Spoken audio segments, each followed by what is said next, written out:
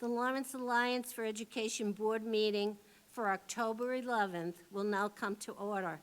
The time is 6:10. Maria, would you please call attendance? Dr. Dolores Calaf, Present. Edgar de Leon, Present. Arlene Garcia, no. Juana Matias, no. Maria Muller, Present. Mayor Brian de Peña, Present. Chair Patricia Mariano. Present. Would we all please stand for the pledge?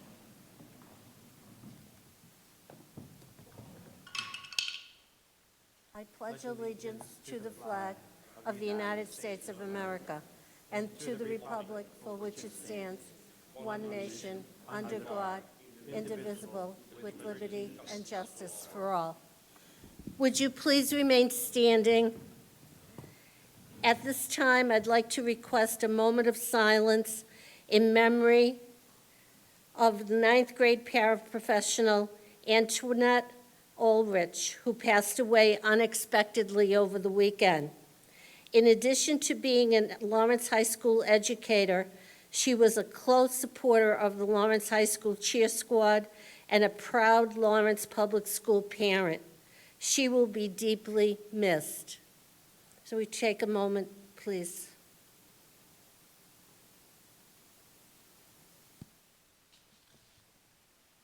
Thank you.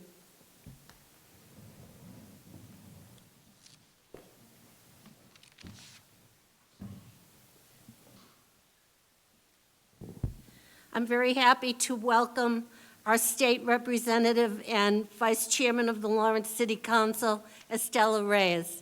Thank you for being here tonight.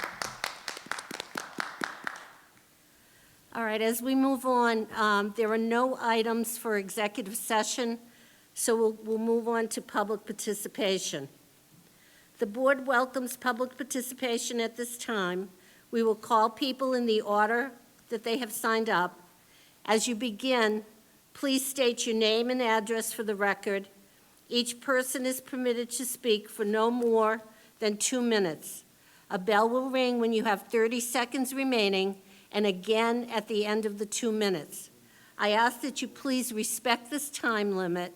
Profanity will not be tolerated. If used, we will turn off the microphone, and the person will be asked to leave the meeting.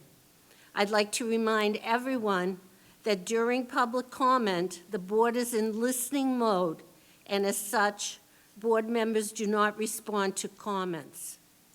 Written public comments may be emailed to lae@lawrence.k12.ma.us no later than 2 o'clock the afternoon of our meeting. So we'll begin with public comment, and we have Mr. Marley. Mayun Mali, 53 Chester Street. Good evening, honorable members. In this important academic year, we the citizens support our teachers and their great union. Lawrence teachers, because of your hard work, our public school moving forward. In hiring the new superintendent, the most important requirement must be the support of our teachers and their union. Lawrence, one city under God, we are the best example of respect for union rights. We demand competitive wages for our awesome teachers, Lawrence Public School paraprofessional and cafeteria workers. These great employees making our public school great. In order to attain triumphant academic progress, we must improve parental and community involvement. We must be active participants in education of our children. As the great genius Ben Franklin said, any investment in education has 100 times in return. In this land of free, home of brave, we the citizen must support our teachers. The future of this great nation depends on how we support our teachers' union, our public education. In the process of hiring a new superintendent, we must invite opinion of our teachers and their union. Lawrence teachers, you are number one. We the citizens are united to support our teachers' union. Thank you for excellent job. Thank you, Mr. Marley. That concludes public participation for this evening. Under Chair's reports, I'd like to give you some information concerning our email protocol. Because it's important that the LAE respond to concerns raised by the community, I have asked both DESI and our attorneys for guidance in developing a set of protocols for handling emails that are sent to the board. Here are their recommendations. First, all emails should be sent to the LAE's official email address, lae@lawrence.k12.ma.us. Our practice of we must continue our practice of regularly reviewing those emails that are in the inbox to ensure that no emails slip through the cracks. Secondly, if individual board members receive emails from the public concerning LAE business, those emails should be forwarded to the official email address. All emails to this address must be considered a matter of public record and must be accurately recorded and tracked. Later this week, I will email you a more detailed protocol which will delineate responsibilities for responding to emails and requests for items to be placed on future agendas of the LAE through board members. Are there any questions at this time? Thank you. The next item was a report from Warner on our vendor search. She's unable to be here this evening, so we're going to hold off for that report till our next meeting. And at this time, I'll turn the meeting over to the superintendent. Thank you, Madam Chair. At this time, we will start our superintendent's update. We're going to ask Dan McCarthy to please come up to just talk a little bit about a vote that we will need tonight on subdivision portion of 33 Hamlet Street next to 27 Mount Auburn Street, held over from our last meeting, so he can give you some more information and let you know exactly what you'll be voting on. Dan, take it away. Thank you. Good evening, everybody. Daniel McCarthy. I am the director from the Office of Planning and Development with the City of Lawrence, and we've been working on a parcel of land on an area, Mount Auburn Street, which is adjacent to the Frost Elementary School. The parcel in question is a double lot that was part of the original subdivision development done in the 1960s. Back then, the buildable lot size was 7,000 square feet to build a house. So we have two lots on the end with a single home on it. It was owned by the same family for more than 40 years and recently sold. I have with me Miss Jennifer Sanchez, who currently owns the house and would like to build a second home for her mother to live with her, next door to her. The property in question has already been to the zoning board twice where variances were requested. The current lot is a combined 16,000 square feet, so the two lots would have been 8,000. Again, back in 1998, the zoning ordinance was amended, making 10,000 the minimum requirement for the size of a home. At that time, several members of the neighborhood said that they wouldn't mind seeing a house built there, but they should be maintaining the 10,000 square foot minimum. At that time, one of the suggestions was made that maybe that some of the land, the excess land from the Frost School, could be sold to this individual to for the possibility of her building a home for her mother.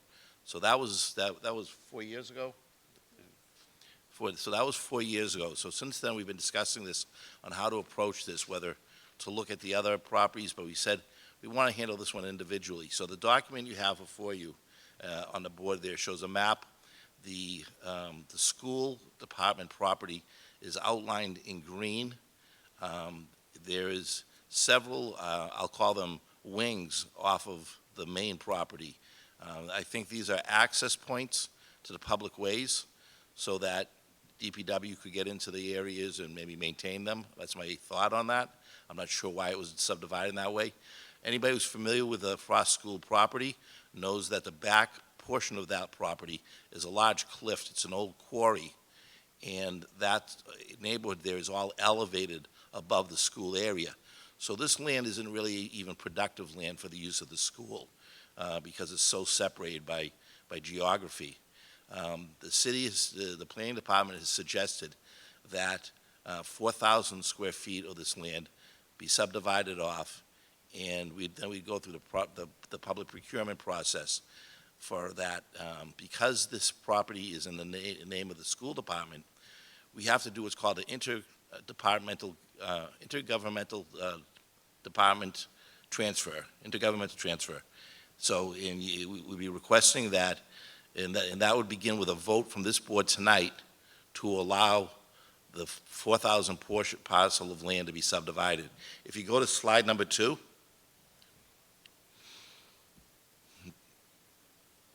Nope. That's not it. Okay, there was a plan there, a survey plan. Okay.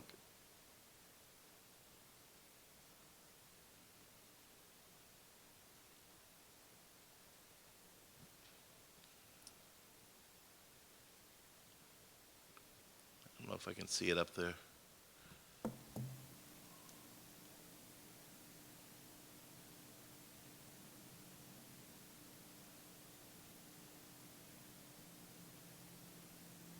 Okay, well, there was a survey plan submitted, it should be in part of your packages. I do have a hard copy of it here, but in any regards, a professional land surveyor, Mr. Frank Giles, had done a survey showing the 4,000 square feet being added fronting on Mount Auburn Street. If you like, I can go through the procedure for the city. Oh, there it is, there we have it. So the area in blue would be the 4,000 square feet of land that the school department would be giving up. The process for then the disposition would be that after a vote is done by this board, this plan here would be sent to the Lawrence Tax Assessor's office. They would then do an appraisal on this property to find out what the value is. It would then it would go through the procurement process, and we do what's called a needs assessment. It would go to City Council, and it would be declared as surplus property, which makes it available to be sold under state law. Then, based on what the value of the property is, if it's under $35,000, we can do a direct disposition to Ms. Sanchez. If it's more than $35,000, we have to do an RFP process. But I think ultimately the person who would end up with the property would be Ms. Sanchez and her family. That would be the purpose. And then if it would again be voted on by the City Council, who would then would go through a regular closing as if it was any other piece of property. The land would be merged and developed as wished. So again, what we're requesting is that this board take a vote to allow this property to be subdivided and to go through the process of disposition by the city to Mrs. Sanchez. So I'll be glad to answer any questions.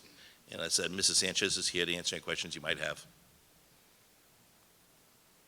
So I believe, Dan, if there are any questions, of course, but I think what you're looking for is a motion for a vote to approve the transfer of this 4,000 square feet through interdepartmental transfer Yes. to be subdivided, correct?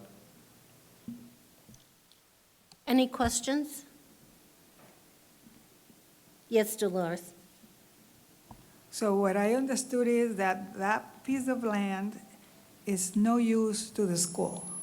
It is not. If you're familiar with the school, there's a big ledge, and this land is probably 40 feet above the schoolyard up on the hill. So if you go up Mount Auburn Street, half of Hamlin, it's a hill going upwards. So there's really no way to access it. It's actually, when I 27 years ago, I actually taught at the Frost School. And I remember back then, we wouldn't let the kids go back and play near that wall. I'm sure that's still the same rule. It can be dangerous. Okay, so through the development of this, if the board decides to go with this forward, then it probably would be a good service Yes. for the kids in a way that there's not going to be any danger. I think it would, in general, it would be a good addition for the neighborhood and the community, because it'd be creating a single-family home that would have a family living in it, and it's something the city needs in a great way. Single-family homes establish neighborhoods, they bring children and families to the neighborhoods, and I think that's what makes a community. Okay, thank you. Dr. Kalaf, just to follow up, it is not close to any other part of the property where students are, the ball field or parking areas or student entrances or egresses to the school. Yes, that is correct. Any further questions? Maria? Just out of curiosity, so the property would be sold at assessment value at that point then to the owner of the adjacent property? They would purchase it through one of the city procurement processes, and it's based on the value, so we'd have to have the assessors look at it. I don't want to guess what it would be, but I'm supremely confident it would not be more than $35,000. It would probably be significantly less than that, the value. And obviously, the money goes to the city. Generally, it would go into the city general fund. Yes, that's how it generally goes. Thank you. Edgar, any questions? No, not on my end. Thank you. Okay. I'd like to propose a motion that we allow the property, the subdivision of the portion of the property of between 33 Hamlet Street next to 27 Mount Auburn Street to be subdivided and for an interdepartmental transfer to occur. Could I have a second to that motion? So moved. Thank you, Mayor. Maria, please call the roll. So you need a second. The Second. mayor. Maria Muller. Mhm. Okay, Dr. Dolores Calaf, Yes. Edgar de Leon, Yes. Maria Muller, Yes. Mayor Brian De Peña, Yes. Ms. Chair Patricia Mariano. Yes. Motion passes. Thank you very much. Thank you very much. Good luck. Thank you, Mr. McCarthy. We appreciate your time. Thank you, Ms. Sanchez, as well. Our next item is a request for the board to approve a request to the commissioner for a waiver of the extraordinary maintenance limit in regards to funding the following long-deferred but much-needed capital facilities repair through net school spending, specifically related to roof replacements at the Leonard School and the Tarbox School. The cost of the roof replacement at the Leonard School is $456,220, and the cost of the Tarbox roof replacement is $329,493. So again, at this point, we'd be looking for a motion to approve a vote to request this waiver for extraordinary maintenance. Is there a motion to approve this?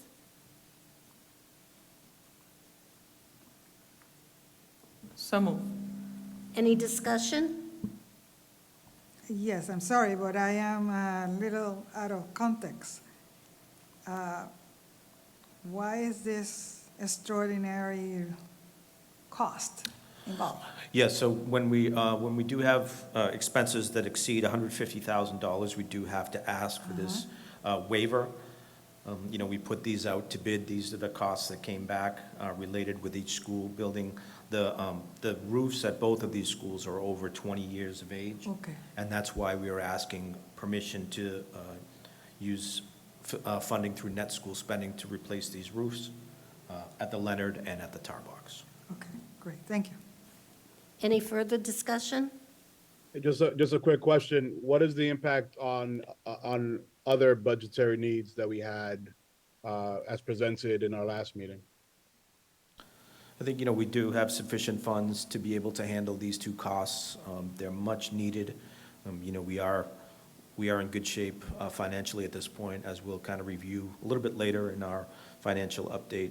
But we do have sufficient funds to be able to carry these costs without any impact on curriculum or instruction or anything else at this point. Any further discussion? All right, there's a motion on the floor. Could I have a second? Second. Thank you, Mayor. Maria, please call the roll. Dr. Dolores Calaf, Yes. Edgar de Leon, Yes. Maria Muller, Yes. Mayor Brian De Peña, Yes. Chair Patricia Mariano. Yes, Carries. motion carries. Thank you. Thank you very much. And Superintendent? yeah, the staff and the students at both of those schools also, I'm sure, will send their thanks. At this time, I think we're going to be moving on to our update on school safety. We have our Assistant Superintendent, Mr. Acosta, here, as well as our Manager of School Safety, Mr. Hernandez, and our SRO Unit Commander, Sergeant Carballo, who will be available for any type of questions that you have on school safety. We're just going to give you an update on staffing, on our safety drills that we've completed, also our crisis plans, et cetera. So, Mr. Acosta, thank you for joining us. Good evening, board members. This evening, I'm just going to give you a snapshot of what we have in place for safety. And if we can just, next slide.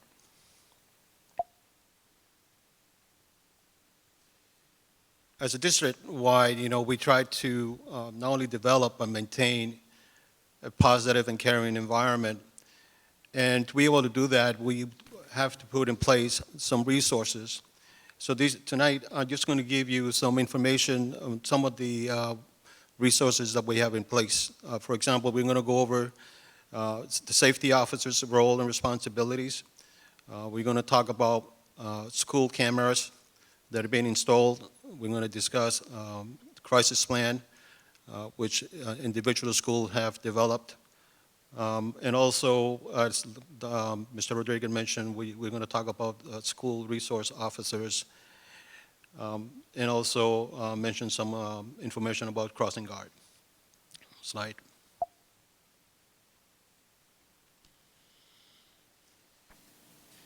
So safety officers do play a big role when it comes to safety. These are the individuals that are in the front of the school, the desk when visitors comes in.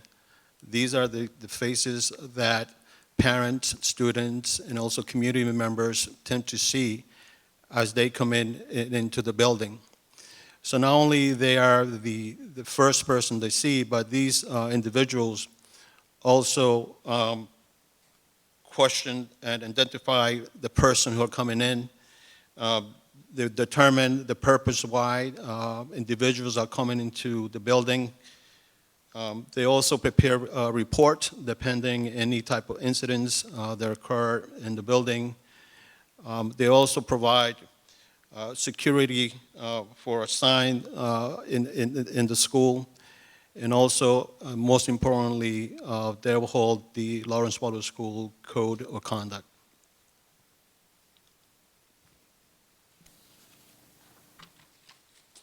We currently have 31 safety officers. 24 out of 26 schools have assigned school safety officers. We're in the process of working of vacancies. In regard to school cameras, 99% of our schools in the district have cameras installed, particularly to monitor not only outside but inside. We have over 500 cameras installed in the district. When it comes to crisis plan, all principals have completed their school crisis plan, and not only have they shared that with the staff, but also they have shared those with us, with the district. As part of the crisis plan, they have to make sure that they share in this process with their staff through either a PD or during faculty so that staff understand what are the process, what are the steps they need to take in case there's a crisis. Here what you see is just information what you will see in a crisis plan. I'm not going to go over all of the bullets, but just to give you an idea, you will find crisis team members, the alternates, information about the school, how many students are in the school, how many staff, list of medical support and emergency agencies, make sure they're listed in the plan, responsibilities of the administration, teachers, counselors and nurses, and also communication not only to parents but also communication to the press.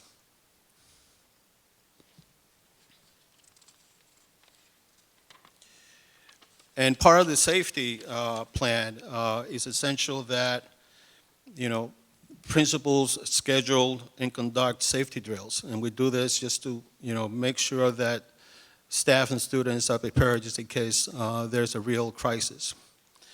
So they do practice, they have to be scheduled practice, and we ask principals that they need to inform parents, students, and staff a day before they conduct the practice drill, because we want to make sure that if there's a drill, students understand that it's only a practice. We don't want students to really feel stressed out or scared that something's going on. And so after the drill, principals understand that they have families, they have to contact families to notify them that a drill has been completed. And part of the debriefing, we also have asked principals to complete, it's like a Google document where they can write how the drill went. And that goes to, at the district, we're able to see how the drill went and to make sure it was successful.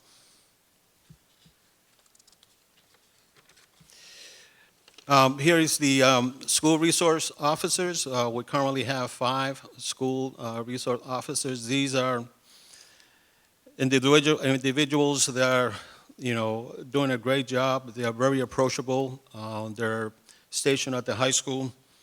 Not only they help enhance with school safety, but every day they tend to enhance a positive relationship among not only the students, but also staff and families. And, they continue to promote positive school climate. And I've seen them, I know a few of them very well. These individuals are going beyond to what we expect them to do. Once again, they do give time to students when it comes to having a conversation. And I was just talking to Officer Caraballo that he runs the evening basketball. It's where kids go and play basketball in the evening, and he sees a lot of those kids that he sees at the high school. So those relationships do continue. And we have another special, we call them the 6, but it's Lancer. Next slide. Yeah, so Lancer is a 2-year-old bloodhound, certified comfort dog. He has over 500 hours of comfort training, 100 hours training with the SRO. It's amazing. He's always, he's always calm. That's the reason he's a comfort dog, right? So, but, you can see how students can come to him and pet him and hug him and stuff like that. So he's always ready on request.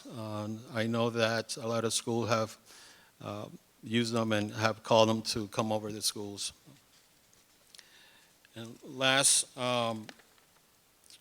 right now in regard to crossing guards, we currently have 7 crossing guards in the district. They're strategically assigned to different schools, and we are working to fill vacancies. And so this is what I have here. If you have any questions, we have Officer Caraballo here, SRO, and also Mr. Hernandez, Head of Safety, that can also help with questions. Thank you, Mr. Acosta. I think, just to repeat your point, learning can't happen without a safe and positive learning environment for all of our students and our staff. It's critical for our success as a district. Conducting drills, making sure students, families, staff members know what to do in the event of emergency is also critical. That's why we are tracking how many drills schools are doing. They do those drills in conjunction with the SRO unit and also with collaboration with the Lawrence Fire Department if it's a fire drill. Again, safety is utmost importance. I'd open it up for questions. I'd be glad to hear from Jerry Idriani about what she feels about the drills so far that have been done at the high school. And again, communication with families is critical. Talking to students before drills, letting families know a day before that we're going to do a drill so that we don't have any type of student anxiety or parental anxiety when we do a drill. So, Adriani, I'd be glad to hear what you have to think about what we've done at the high school so far this year. Yeah, as a student, I can say that the drill practice are so helpful for us because I can say I know like what exactly should I do when like a fire thing is happening. And I also have a question. How often are we supposed to do practice the drill things? I think, roughly our suggestion requirement is one per month. Could be a fire drill, could be a shelter in place, could be some other type of safety drill. We are asking schools, in the first 6 weeks, we did ask them to do some type of secure and hold drill, and we're also going to require them to do that in the weeks after winter break. But roughly, there should be some type of drill at least monthly for each school. Any other questions? Maria? I have a quick question and a comment. First, thank you to all the folks helping with the safety of our faculty, staff, and students. It's really important. Superintendent, do we know how many schools haven't done it yet? And is there some sort of deadline established by the school to ensure that all this is being done for the safety of our students? Yes, our deadline was October 15th for our first drill. All schools did complete it.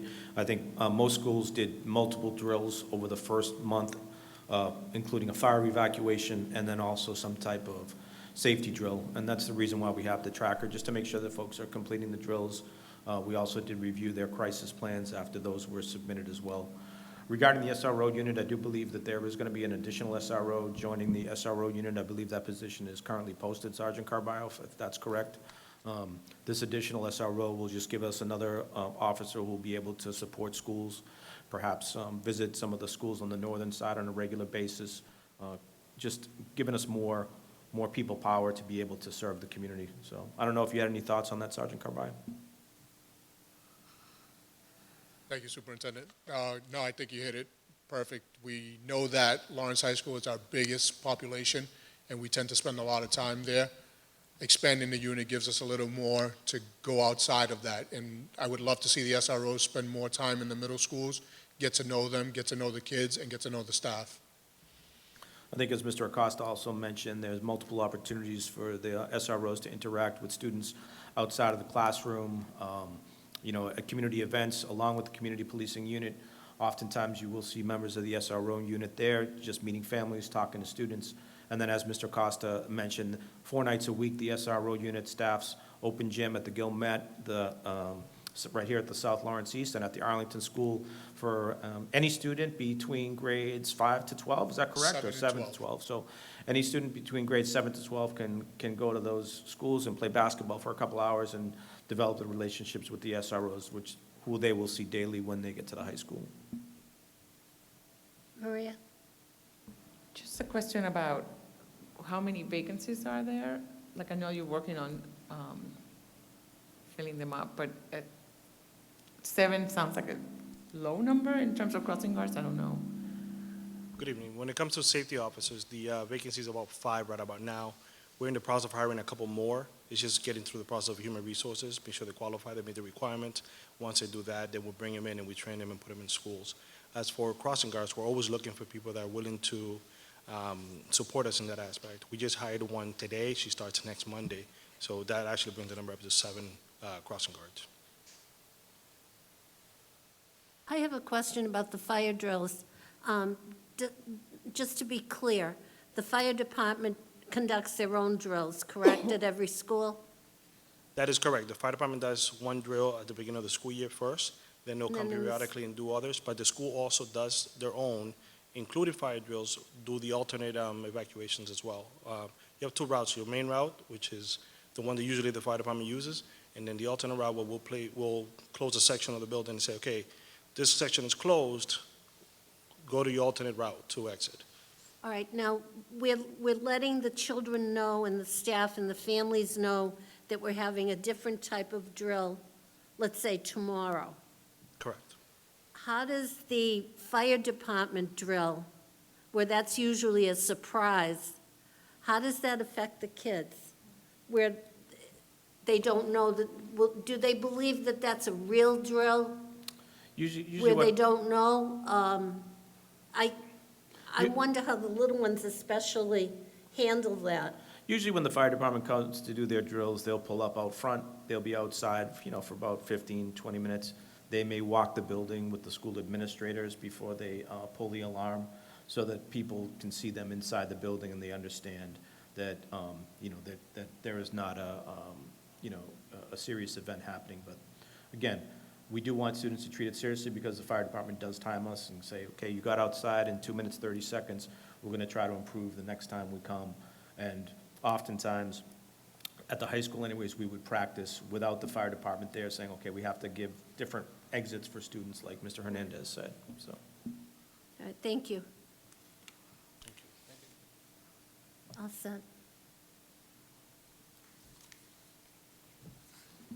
Thank you very much, Sergeant Carballo, Mr. Hernandez, and Mr. Acosta.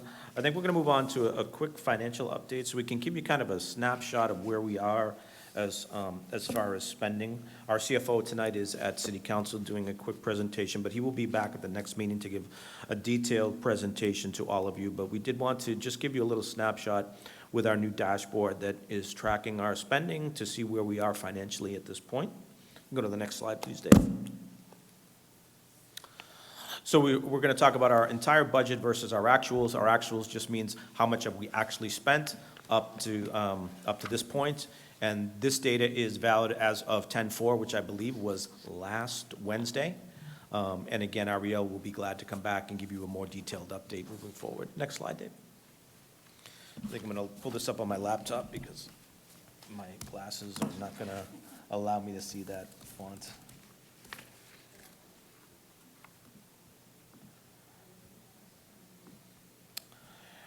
So, again, just a quick update. Out of our revised approximately $277 million budget, at this point, if you look in the fourth column, that's also green. Dave, you want to go back to the, you're good right there, Dave. So, we have available, at this point, about $205 million left. And when you see this in your packet, you'll be able to see printouts for each school, et cetera. How much, what their overall budget was for this year, how much have they spent year-to-date, and how much do they have left available. If you want to go to the next slide, Dave. So, the main point that we want to stress, again, out of our revised $277 million budget, in the fourth column in green, as well as the available budget, which is about $203 million. So at this point, we've actually spent approximately $46 million, and we've encumbered $23 million. And encumbering just means that we've set aside monies for purchase orders that we've already created to spend. And the amount of money that we've actually spent and encumbered is about 27% of our budget, which means we're in pretty good shape as we've gone through about a quarter of the fiscal year. Fiscal year started on July 1, so we've gone through July, August, September, and we're into October, and we've spent about 27% of our budget. So at this point, we're monitoring how much we're spending to make sure we're on track, to make sure that we don't have so we don't have extra monies at the end of the year that we have not encumbered or spent. We want to make sure we're spending money on students, extracurricular activities, stipends for teachers who are doing extra duty. And again, at our next meeting, Mr. Perez will be glad to fill you in on more specifics as far as where we're at. But I'd be glad to take any general questions if you have any about our budget at this time, and we'll be diving into this in a more detailed fashion at our next meeting. No? Mayor, questions? Dolores? Yes, a Compared to the previous year, are we having about the same amount or? At this time, we've actually spent more money than we did at this time because we have this dashboard document this dashboard program that's allowing us to track exactly how much we're spending. So at this point, we've actually spent more money, which is good news for us because, we did have to do a lot of spend down towards the end of last year with money that we had not encumbered or spent. So this is allowing us to make sure we know exactly how much we've spent. And if we do feel at any point in the year that we are going to have significant funds that are left over, then that's when we'll plan, is there a building in the district that needs some type of significant investment like we're doing for the roofs? Is there something that we could do with this amount of money to make sure that we're doing an improvement somewhere in the district with the money? Because we don't want to end up in May and June with a large amount of money that we haven't spent. It's very difficult at that point to go through the procurement process for any type of improvement to a building or curriculum adoption. So that's why we've used this dashboard this year. Mr. Perez has been tracking it on a daily basis to make sure that we're spending what we should be spending on the things that are important to us to spend on. Okay, thank you. Any more questions? No, we can move on, Superintendent. Thank you very much. Next up is just our presentations on our school building projects.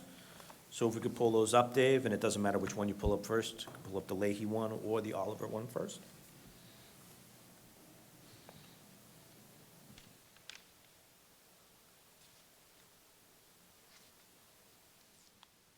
So at this point, both of our school building projects are really in full swing. We are in good shape over the LAE. We had the groundbreaking back in May, I believe. Next slide, Dave. And we are starting to see some real progress at that site. When we did the groundbreaking in the springtime, you can go to the next slide again, Dave. When we did this in May, the building was still up, concrete was still there. If you can go to the next slide, Dave. We have completed demolition. Next slide, Dave. And now we are actually having foundation and site work on the premises, including some prep for the parking lot, construction activity, drainage.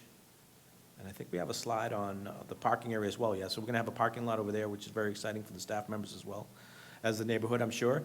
So we're starting to see some real progress on this site. We are on track at this point, and we are hoping to see the project completed and move in during the summer of 2025, which seems like a long way off, but it's really a year and a half. So that's very, very exciting. We do appreciate the city council's support. We went to them a few months ago on the $11 million variance, which was due to cost increases, mostly in steel.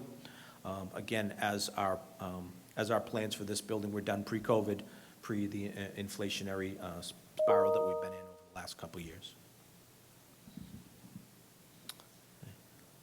And I think that's it. We can move over to the Oliver project and be glad to take some questions on both of those as soon as we do the Oliver.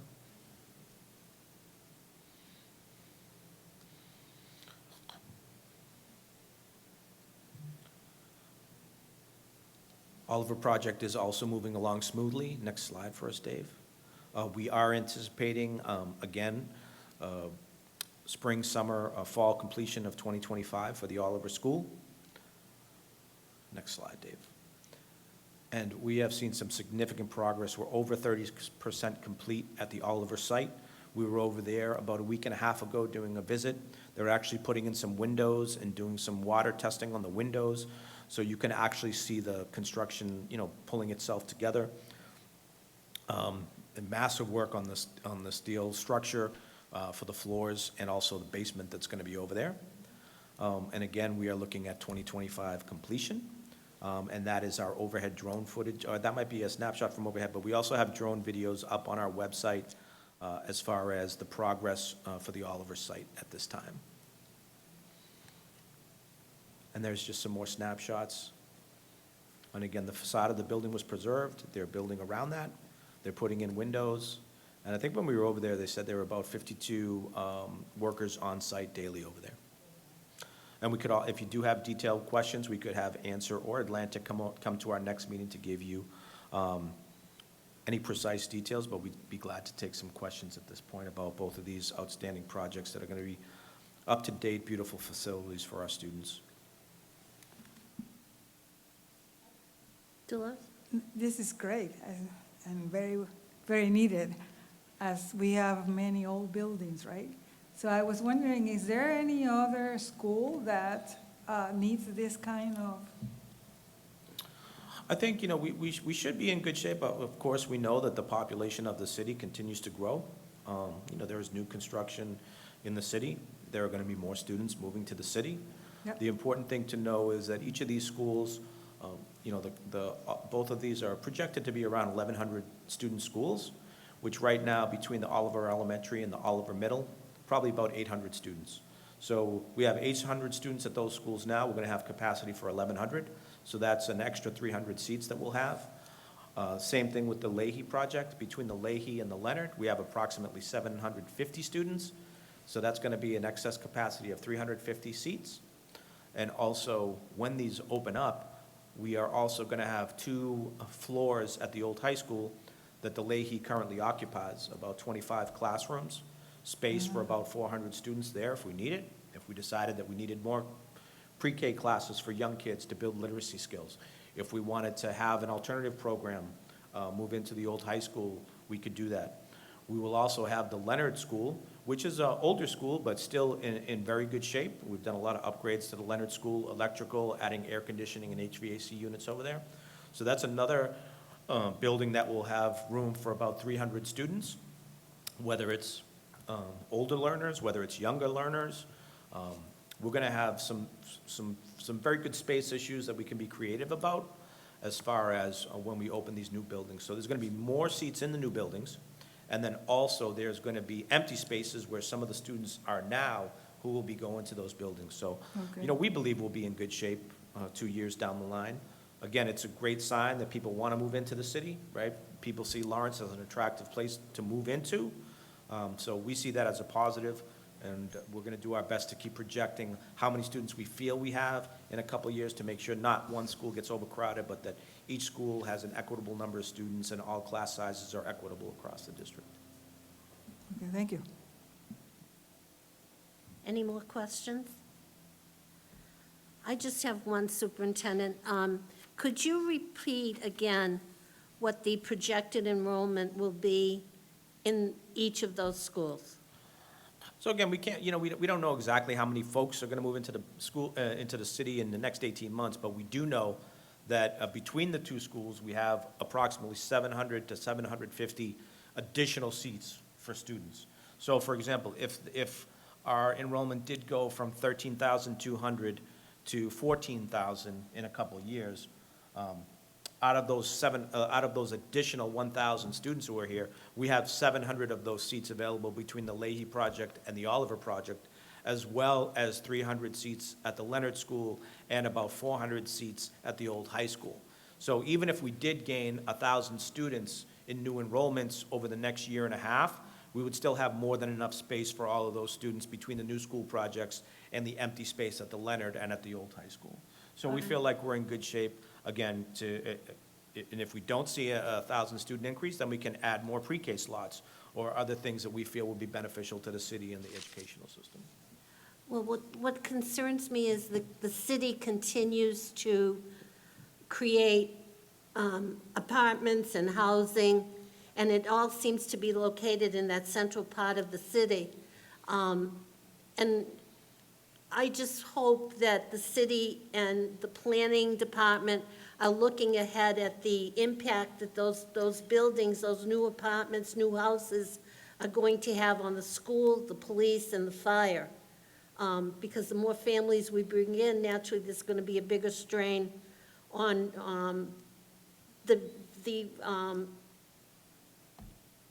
what am I looking for? The infrastructure, the facilities, capacity, yeah. The fire, the police, and the schools. So I think we need to just remind the city to be cautious about the number of new houses, new apartments, and the renovation and whatever we're planning in the city, and think about the enrollment of the kids and the strain on the other services of the city. Yeah, we feel confident in our capacity in the city center, in the central part of the city. Both of these buildings are smack dab in the middle of that. And again, those 25 empty classrooms at North Commons can potentially serve any new students in the city center region, as well as the 350 seats over at the Leonard School. Again, that will be vacant because of students moving into the LAE. So if you take a look at the radius of the city center area, LAE, Oliver, North Commons, and Leonard, we feel confident that we'll have excess capacity and even the ability to be a little bit creative with some of the empty seats that we have after the new schools open. Thank you. You're welcome. At this time, I think we're ready to move on to our MCAS presentation. And we're going to welcome our friend Kristen Sullivan, our Supervisor of Assessment for the district, to join us to walk us through some of our results from the past school year. Good evening, everybody.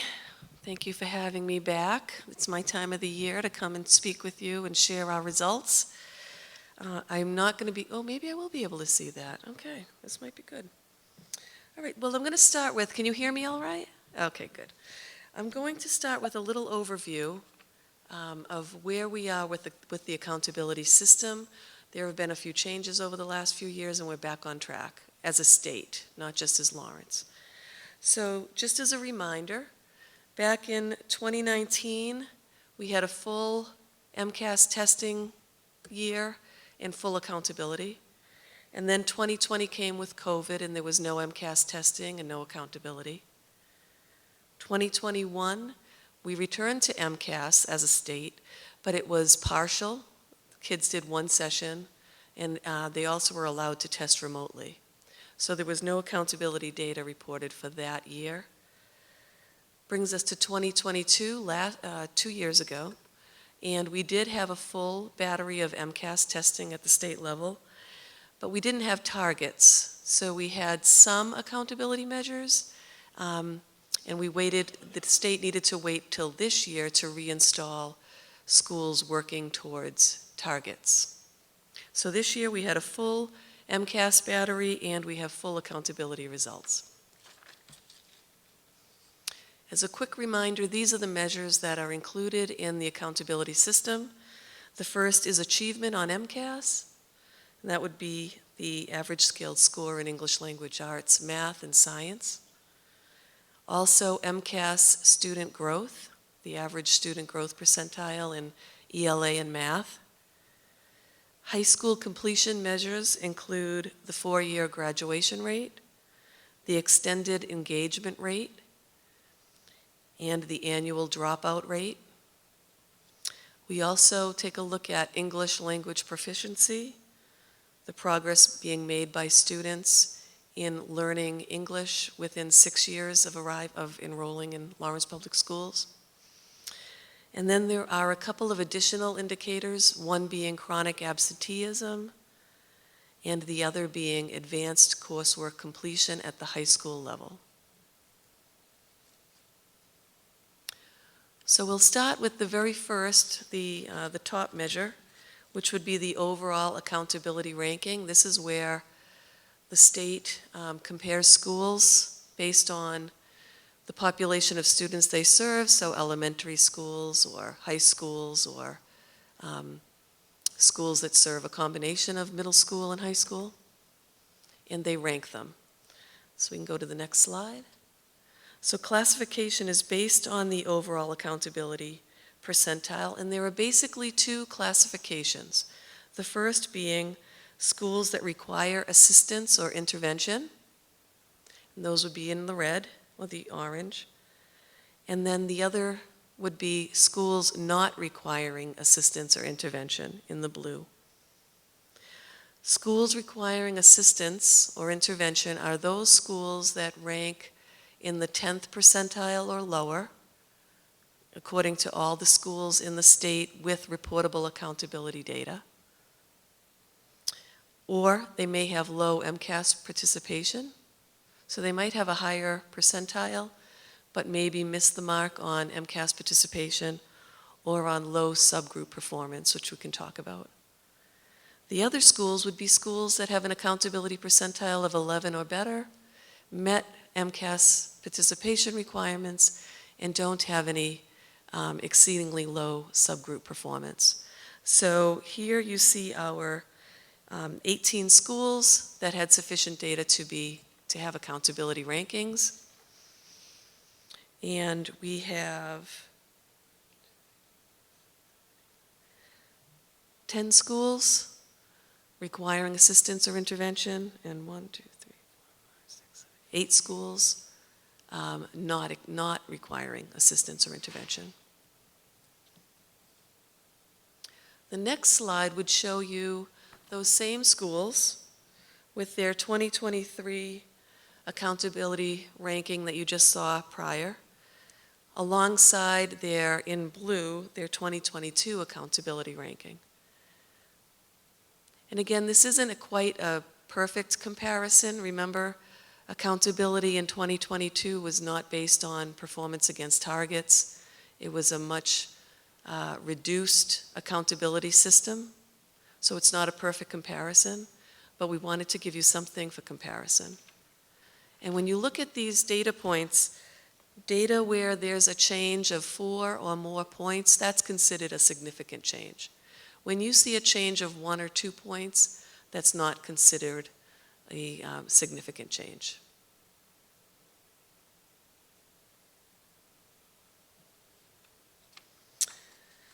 Now we'll move into the next piece of measure where it's now you have schools that are being, schools and how they performed against their own targets. Okay, every school has their own set of targets. So on this slide, we have all the schools, and we have the district with the black bar in the middle there. And it shows how did these schools perform against their own targets? How many points did they capture for progress against targets? And if you take a look at the upper table, you'll see that we have no schools that earned limited or no progress. So that's a great measure for us. None of our schools had limited or no progress.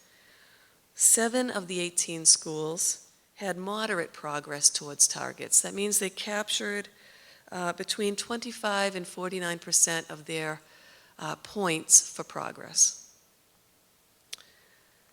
10 out of 18 schools met substantial progress towards targets, which is a very solid performance.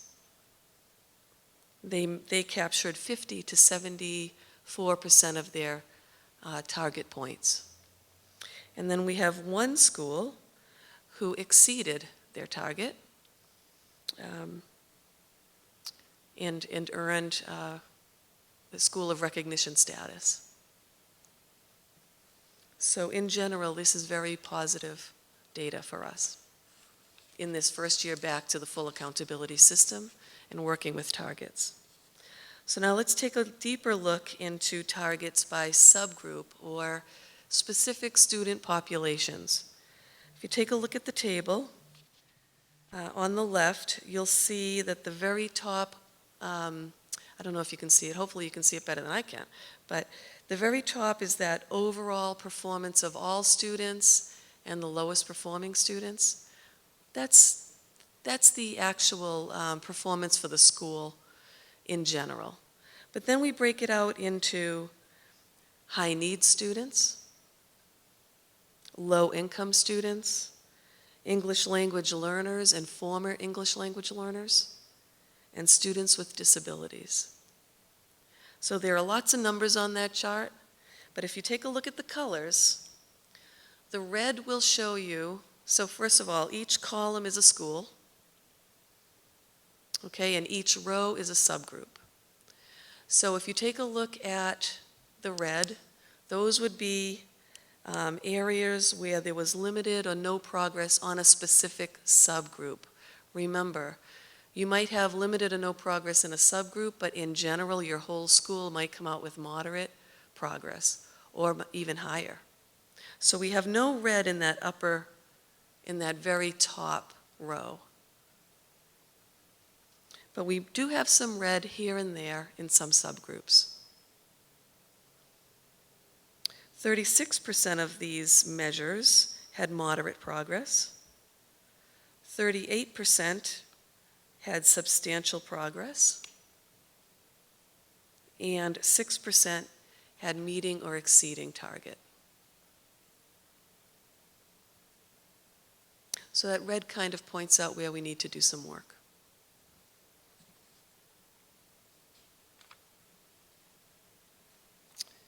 The next slide is all around gap closing.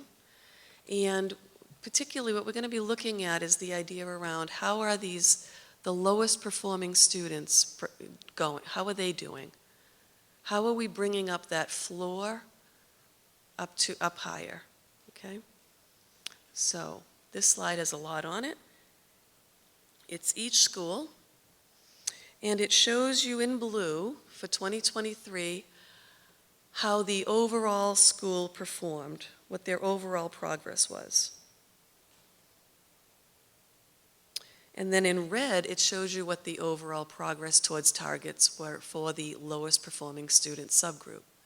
So this is, you'll notice that a lot of those red bars are higher than the blue bars. What that's telling us is that those lowest performing students are really seeing huge progress. In fact, 12 of the 17 schools, that lowest performing student subgroup outperformed the school when it's considered. That's very good news for us. And not only outperform them, but take a look at how tall those red bars are. Outperform them substantially. Kristen, could I stop you Sure. for 1 second? Is that data telling us that the interventions that we have in place are working? Absolutely. Yes.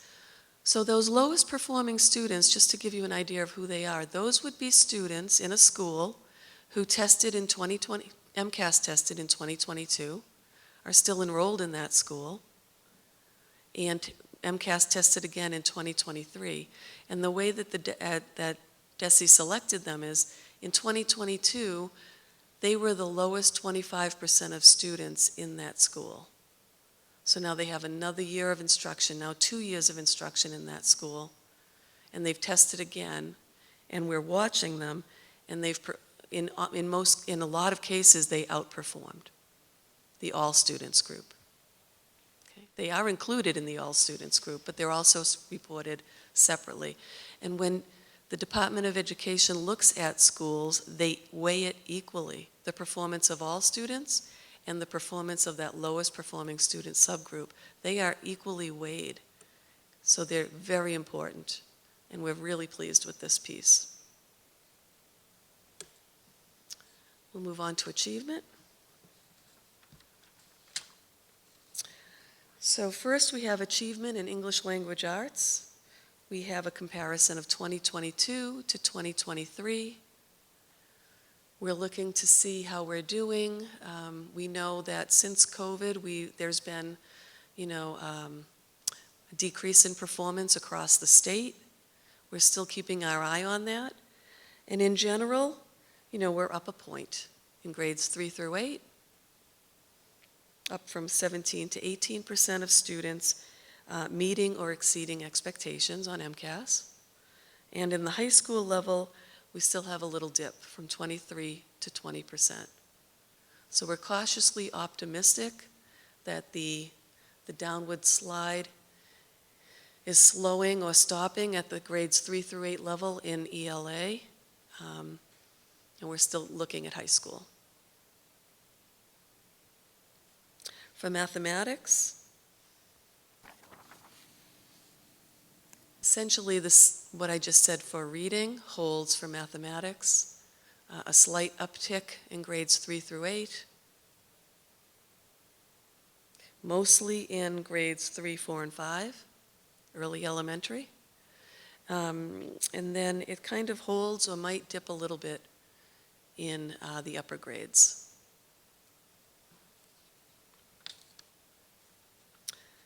For science achievement, again, MCAS science testing is only done at grades 5, 8, and at the high school level, grades 9 and 10. And we see pretty much the same performance, a little bit of a dip in grades 5 and 8, and an increase at the high school level. But similar percentages, not significant change there. So now to see that data by school, you have all the schools listed on the left. You have the 3 sets of data going across. The first 2 columns are ELA, second 2 columns math, and the last 2 columns would be science with their 2022 performance and their 2023 performance. And highlighted in green indicates where a school maintained performance from 2022 or improved. And that equates to 67% of schools had an maintained or increased in ELA, 72% in math, and 64% in science.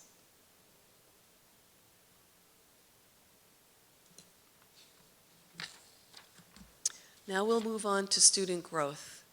This is also an MCAS measure. And it's the measurement of the average student growth percentile on MCAS ELA and MCAS math testing. Students in grades 4 up will earn an SGP, and grade 3 doesn't because it's the first time they test. So again, in the big table, you see the schools. The center column is the average SGP for 2023 for ELA, and math is next to it. So in green, you see SGPs that meet or exceed the state set target of 50 or better. So the state sets a target for all schools to have an SGP of 50 or better. So everywhere you see green is where that target was met. And it was met at the district level, where grades 3 through 8 earned a 50, straight up 50 on ELA and in math. We met our target. We did not meet it at the high school level. In the yellow, that's where you're seeing some typical growth. You're still seeing SGPs of 40 to 49. So that's considered typical growth, but it's below that state set target of 50. Okay, so it's still considered typical. And then in the white, you would have areas where there's considered low growth. So that would be an average SGP below 40. And that equates to 15% of these measures, or these boxes, for ELA and 20% for math.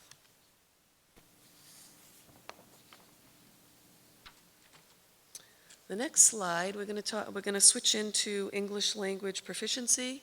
That's measured by the access test. And here we have 2022 compared to 2023. The first set of bars is for the non-high school grades. So again, that would be grades 1 through 8 for access testing. And it dipped a little bit at the non-high school grades, and it dipped a little bit more at the high school grades in 2023.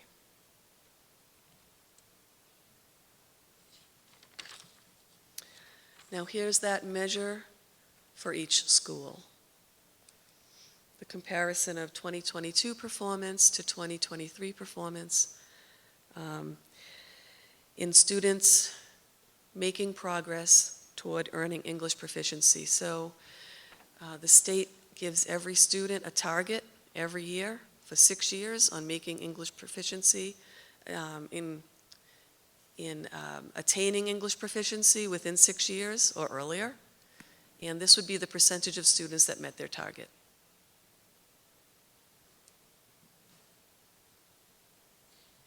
Now we're going to move into another measure, chronic absenteeism. Chronic absenteeism is the percent of students that were absent for 10% or more of their days in membership. So in a 180 school year, it would be kids that were absent 18 or more days. Okay? And this is exciting. District-wide chronic absenteeism is down significantly. It's not where we want it to be, but it's certainly much better than where it was. And again, this is all going back to the whole COVID school closures. And I think schools across the Commonwealth are still dealing with this. But it's dropped 12 percentage points in grades 1 through 8, and it dropped 7.5 percentage points in grades 9 through 12. The next slide shows you chronic absenteeism at the school level, where you can look at their 2022 in blue and their 2023 in red. And the exciting news is up in green. District-wide chronic absenteeism is down significantly in every school. So that's exciting. That's good news. The next set of indicators would be high school performance indicators. The first being the 4-year graduation rate. And it's up again. We've been on a pretty powerful trajectory here. We had a little flatlining there for a bit, but we're back up. And we went up 3.9 percentage points. This is a 1-year lag measure, which means the 2023 accountability data uses 2022 grad rate. We have, right now, students could still graduate up through October and be considered 2023 graduates, which is why it's a 1-year lag. That's a powerful increase, up to 82.4%. The next measure would be the extended engagement rate. So the students that factor into the extended engagement rate would be those students that did not graduate in their 4-year graduate cohort. They're staying enrolled. They did not meet the requirement to graduate in 4 years. Their goal is to graduate in 5 years. So they're staying enrolled and they're continuing to persevere with their courses. It could also be MCAS testing, whatever it happens to be that they need to accomplish to earn the criteria to graduate. And the extended graduation rate is up again to 88.5%, which is a win. These would be kids that maybe just didn't graduate and left, but these kids did not leave. They stayed enrolled and they're persevering. And we look forward to graduating them in 5 years. The next piece would be the annual dropout rate. Saw a little bit of an uptick, small, from 2.1% to 3.4%. This is a high school measure. It's grades 9 through 12. But look at that decrease from back in 2011 when it was 8.6%. Now we're down to 3.4%. And the final measure would be the advanced coursework completion rate. So these would be the percent of students who have completed advanced coursework. The Department of Ed decides what is considered advanced coursework, but it could be dual enrollment for college credit. It could be advanced placement courses, international baccalaureate, and there are other courses also that they consider meeting that criteria of being advanced coursework. And at the high school level, we are looking at 74% of students are completing one or more advanced courses. Another number to be proud of. And that brings us to the end of all 30 slides. Any questions? Oh, that is where you can see actually each individual school's profile. Yes? Okay, from what I got, so it seems that it is in the high school level where we start to see, what do we call it, a gap or compared to the younger ones, but at the same time, we see that they have moved up, right? In That terms they're of graduating. goals. Right. Yes. So do we know what are the different reasons?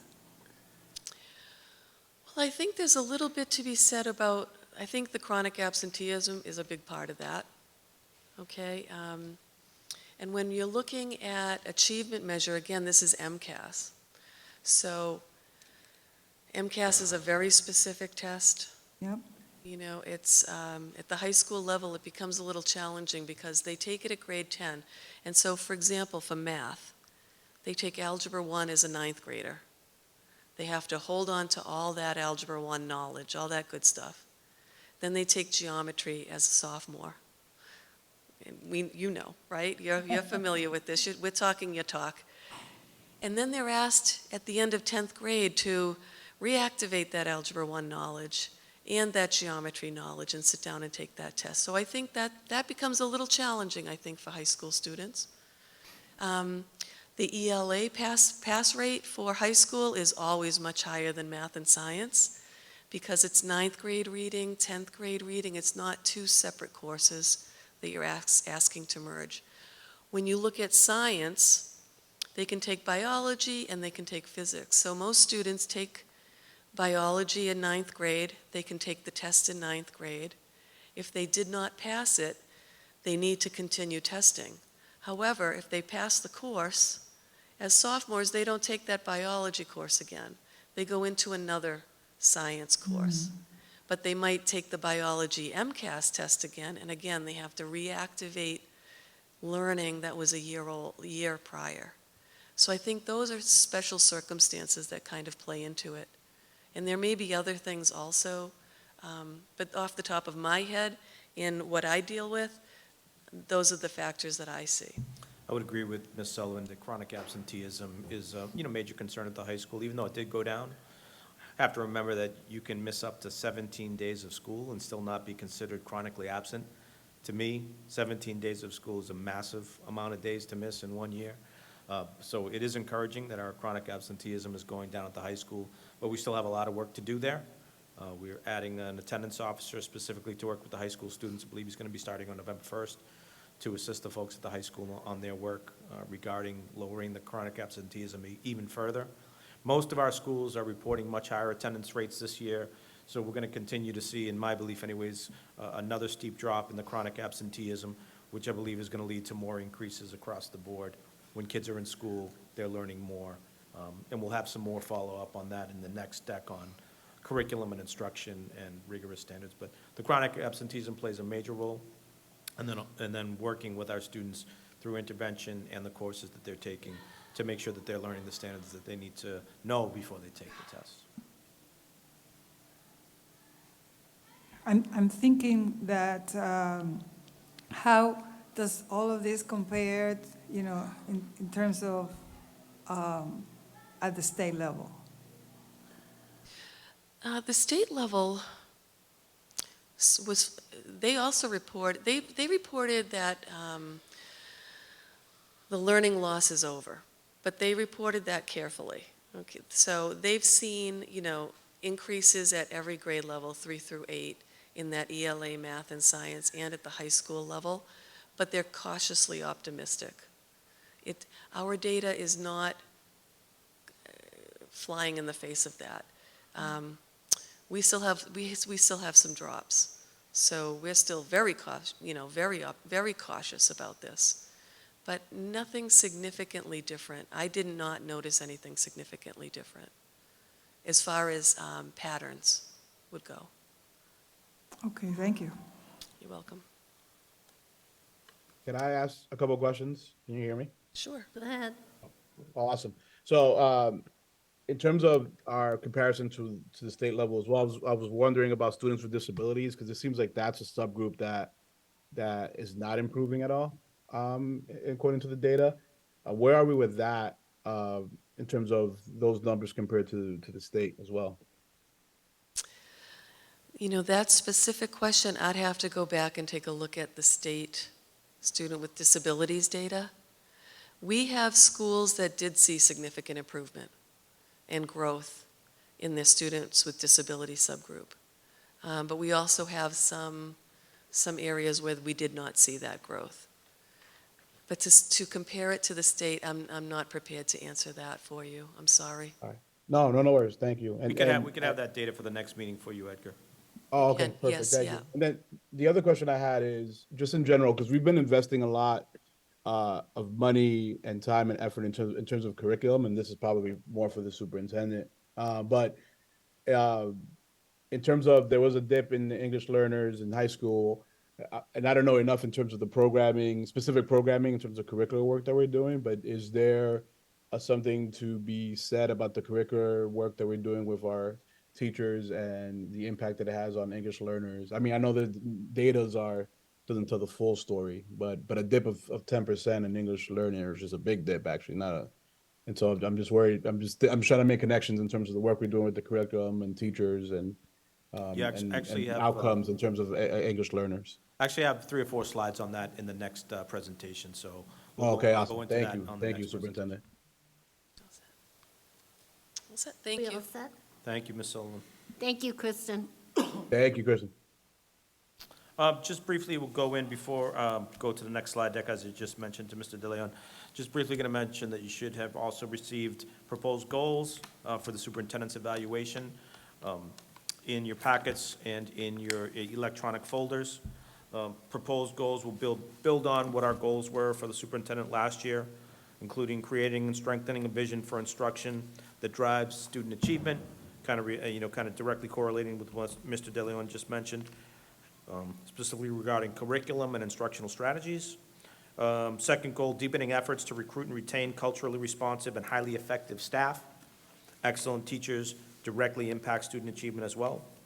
And proposed goal number 3 would be continue to deepen and expand ways that the district engages with families and students.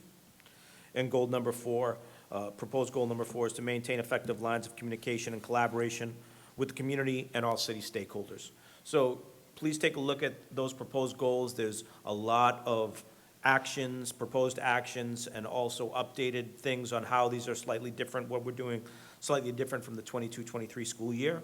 So please take a look at those over the next month, and we'd be glad to get any input or any adjustment on these goals from any members of the board for the superintendent's evaluation moving forward.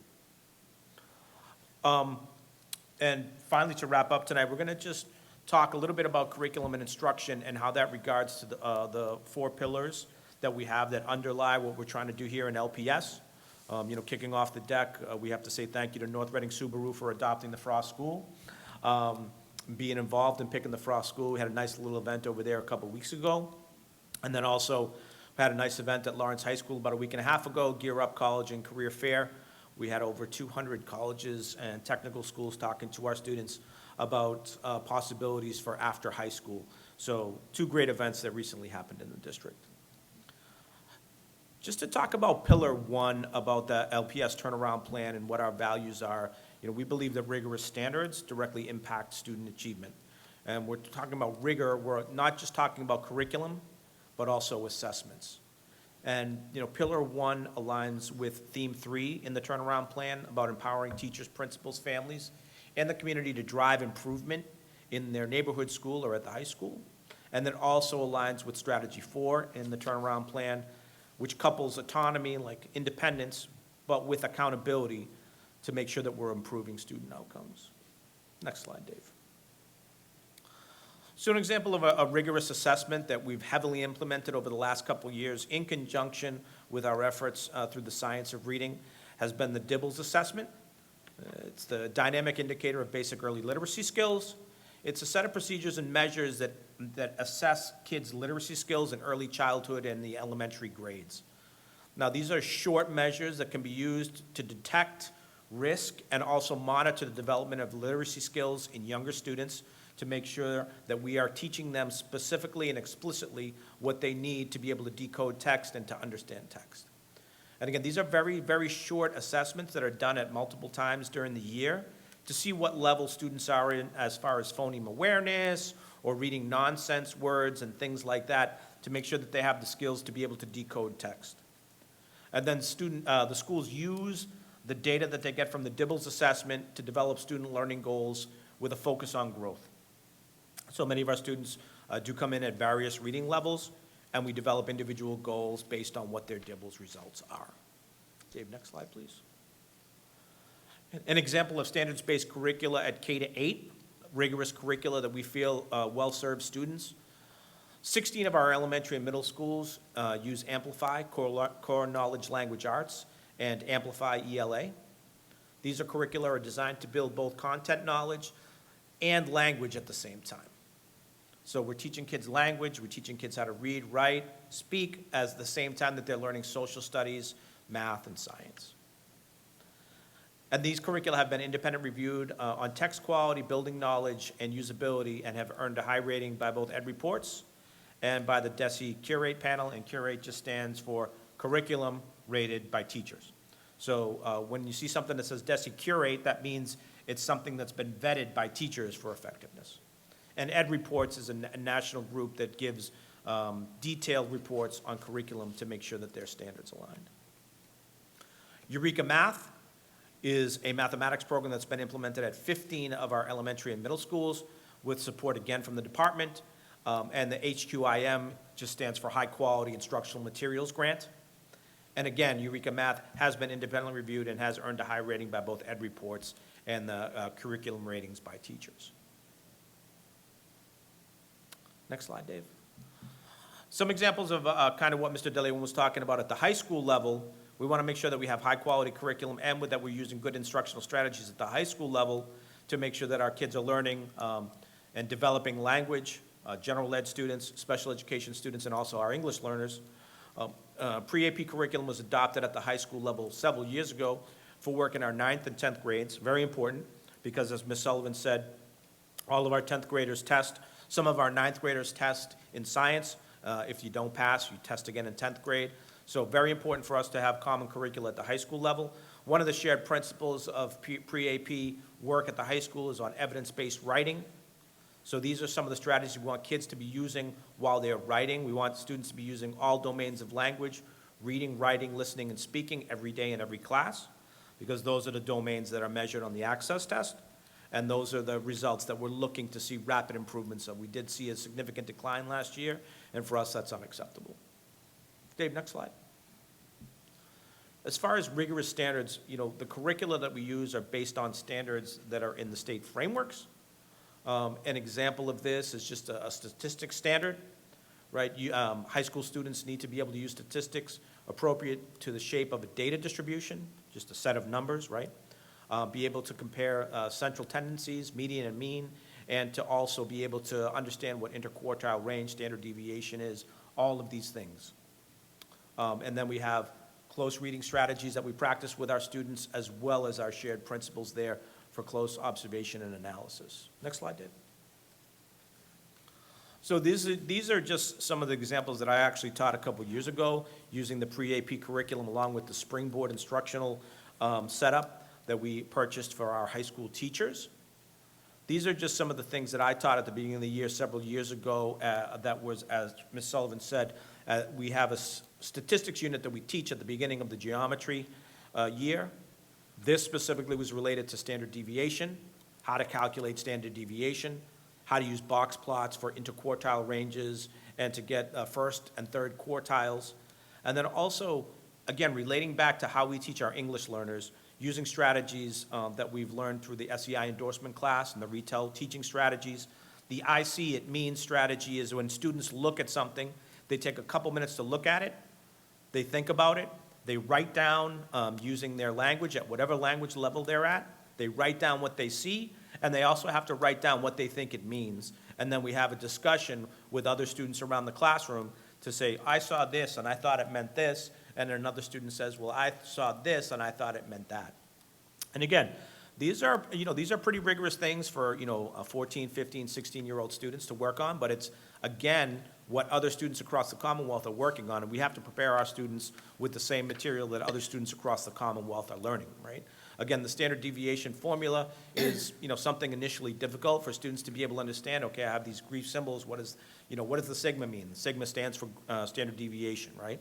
And what does that mean? That just means it's the square root of the sum of one piece of the data set and the Greek symbol mu just stands for the mean of the data set. You square that, and then you divide it by the number of pieces of data, and then you come up with what standard deviation is. And again, at the beginning, it might be very complicated for students to understand, but you use a graphing calculator like something in Desmos, you use an Excel spreadsheet, you plot something, and then finally you come up with something like a box and whisker plot that initially students don't really understand, but then after your unit, they're very well versed in doing it by hand, using Desmos, using Excel or a Google spreadsheet to use.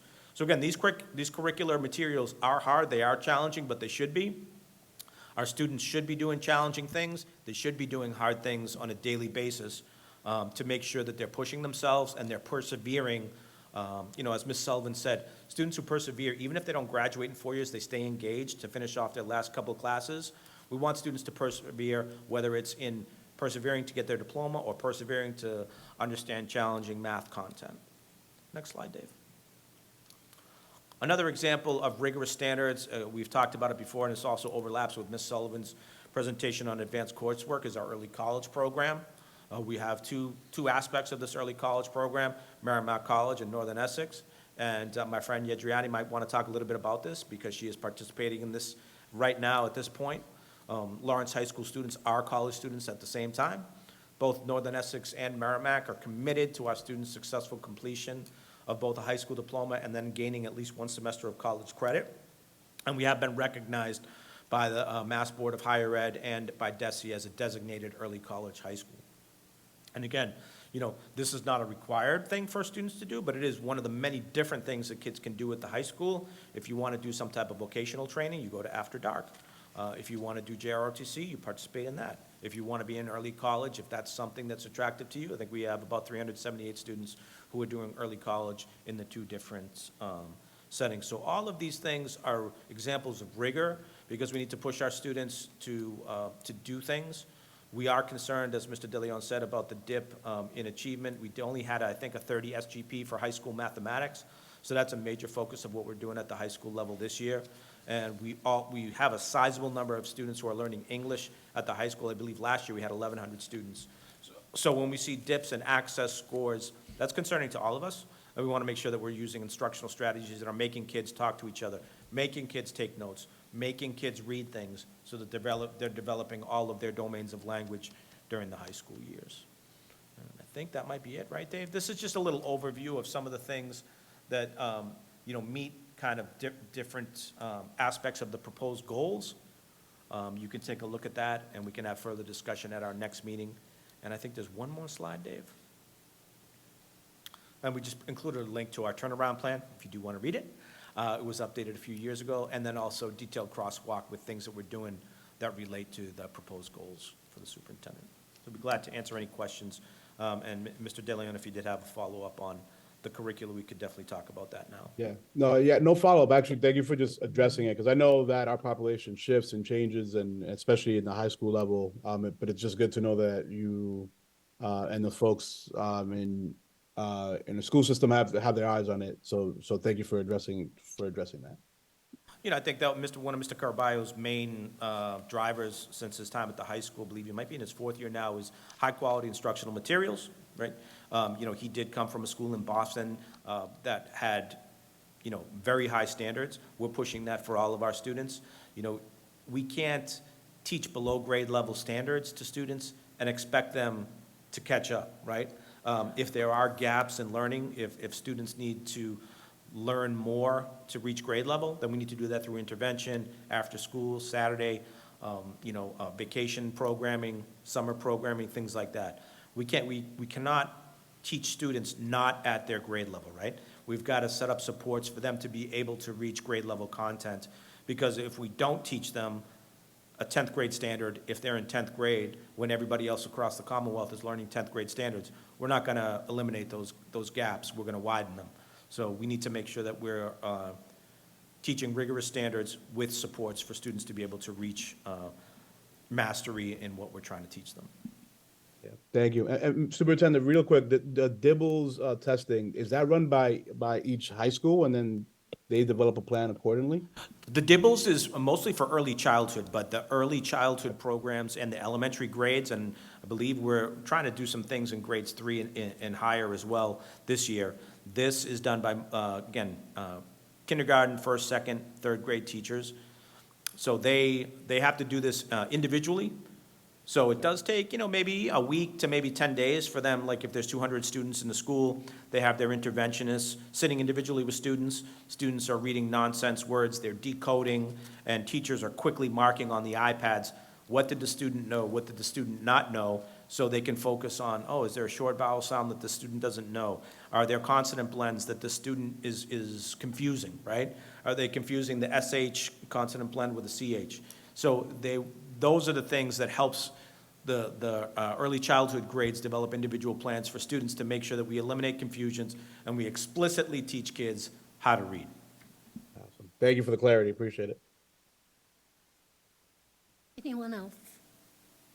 I just have a comment, just a comment that this is a process, right? Last year, I was here last year too, and, we struggled with retention of staff or hiring staff in general. I mean, we started the year in a very challenging position with regards to the number of openings, and that lasted throughout the whole year.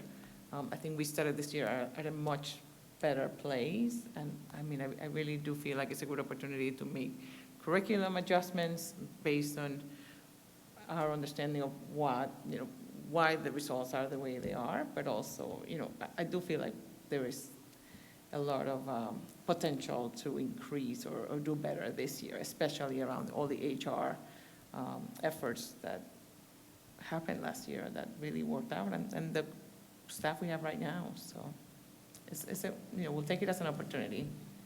No, I agree. We have to have people in positions, and we also have to give them good materials to use while they're teaching. And then as Dr. Khalaf and I were talking previous to the meeting, they also have to be able to use those SEI strategies, the SEI endorsement, the retail strategies to be able to use strategies that will help kids learn language as quickly as possible. Since you did mention HR, I don't know, Dave, if you can pop up our flyer for the job fair, that we are hosting a job fair a week from Saturday, because we still do have some vacancies. We are still hovering around 50 vacancies, but we're going to host a job fair at the Leonard School, actually. It is a school that still does have some teaching vacancies, so we're going to have an in-person fair there for any folks who are interested in joining the school district. We have it all out on our social media and on LinkedIn as well. So we have to effort these last remaining teaching vacancies, because again, we do have students who need to learn more English. We do have students with disabilities who need support inside the classroom. We do have all kinds of positions open still in the district, whether it's math or ELA. Again, we're encouraged that we're in 50 or in the 50 range, which is lower than last year, but we really want to get down below 10 because our kids need those services. And I think Dave will find it maybe down on the quick links or a little bit higher, or it could be up on our Facebook page too. But we'll make sure that we email that out to everybody. We have a big Saturday. We have the Abbott Lawrence open house. We also have at the campus our mobile market that's open. And we have the Leonard, the job fair, the district job fair that's being hosted at the Leonard School. So a big Saturday will be coming up, as well as Friday night we have the football game versus North Andover, and we have our tailgate, and then Saturday night at the high school we have our homecoming dance. So it's going to be a very big weekend for us, but we do need to, again, remember that high-quality staff is one of the most important things related to student achievement. We need to be able to retain our staff. We need to give them good training, and we have to give them excellent tools to use in the classroom. And then when we do have all those working together, we're going to see positive results. We all set? Thank you, Superintendent, for a very comprehensive report on the district this evening. Thank you very, very much. And I think all of us would agree. That was very well done. All right, moving on, we have the minutes of the September 13th meeting. Could I have a motion to approve those minutes? So moved. Thank you, Mayor. Second? Second. Thank you, Maria. Any discussion? Dr. Dolores Calaf, All right, hearing none. Maria, go ahead, call the roll. Dr. Dolores Calaf, Yes. Edgar de Leon, Yes. Maria Muller, Yes. Mayor Brian De Peña, Yes. Chair Patricia Mariano. Yes. And at this time, I'd like to entertain a motion to adjourn with the next anticipated LAE Board meeting scheduled for Wednesday, November 8th. Could I have a motion to adjourn? So moved. Thank you, Maria. Second? I, Second, Dolores, thank you. Maria? Dr. Dolores Calaf, yes. Edgar De Leon, Yes. Maria Muller, Yes. Mayor Brian De Peña, Yes. Chair Patricia Mariano. Yes. We are adjourned, and thank you, and good night.